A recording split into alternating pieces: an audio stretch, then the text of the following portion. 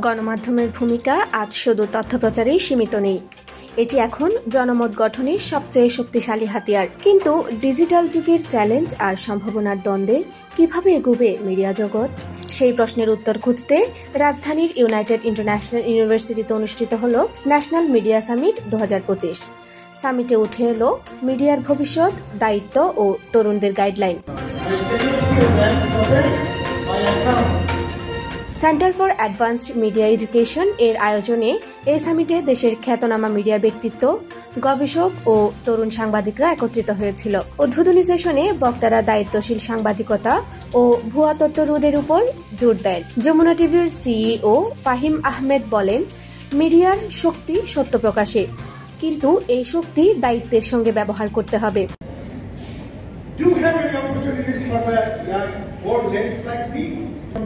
বয়স্ক বৃদ্ধ মহিলা এসেছিলেন, বলেছি স্যার এসেছিলেন, উনি আমাকে পাঠিয়েছেন, উনি একটি অ্যাকাউন্ট করতে চান।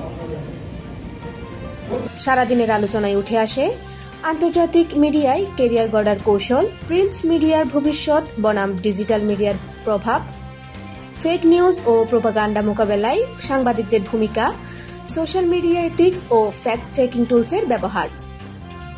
এখানে আসতে পেরে আমি অনেক আনন্দিত।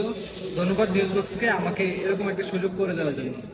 এবং এই প্রোগ্রামটির মাধ্যমে আমরা কীভাবে সাংবাদিকতা করব, কীভাবে নিজেকে উন্নতি করব, রিপোর্টিংয়ে আরও দক্ষতা কীভাবে বাড়িয়ে নেব সেই বিষয়ে জানানো হয়।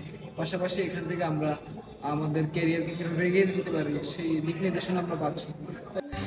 কালবেলার পলাশ মাহমুদ বলেন, সাংবাদিকের ভয় নেই, কিন্তু নিরপেক্ষতাই তার অস্ত্র। আসিফা বিনতে রিমু, নিউজ বক্স।